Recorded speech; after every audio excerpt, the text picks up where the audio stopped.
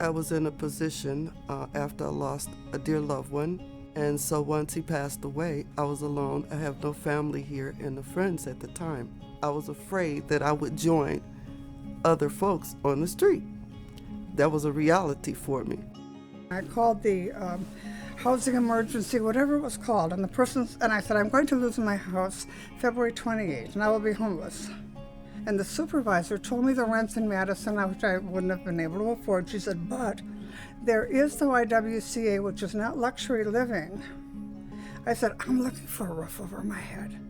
So someone mentioned, why don't you try the YWCA? So I made the application, and before you knew it, I was getting a call, put my things in storage, and here I am.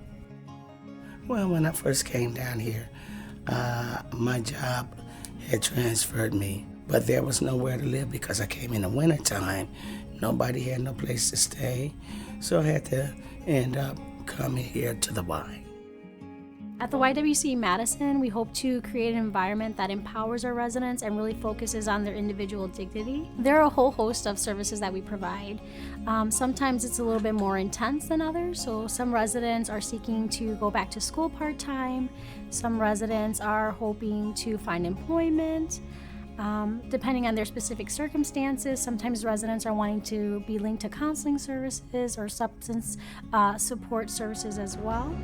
I'm grateful to have a home, a place that I could call home. And I'm grateful for the staff here. They're second to none, because without the staff, and I know I don't get to talk to them often to thank them, but without them, I don't think I could have made this journey in this way and this far without them.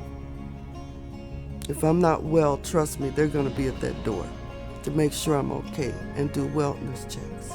So I appreciate that at this point in my life, because it's very hard for me to trust people. So I'm appreciative. And that wouldn't happen, would not have met them had I not been at the Y.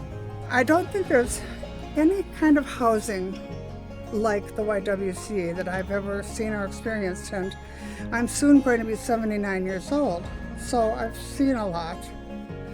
And I know a lot about programs and housing. This is just highly unusual. So we recognize that each of our residents have unique identities, they have their unique histories, especially through the lens that a lot of our residents may have experienced racial and personal trauma. And so when we're interacting with our residents, we keep that in the forefront of our minds, and making sure that we have interactions that are uplifting them and taking those things into consideration. Our residents are really, really resilient women. A lot of them have gone through all kinds of adversities and are still so really positive and uplifting and wanting to help other people. And our residents are just really resilient and just like everybody else, just working towards living their best life. When you meet these women in here, you really don't know who you're meeting, but some you come to connect with easily. Each and every one of us is struggling, and we're trying to make a difference.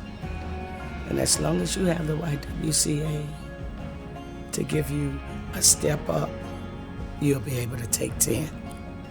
Yes, you will. I'm grateful that the YWCA gave me a chance. They gave me a chance to come in and to continue my journey. And my journey is long, and I'm going to continue that.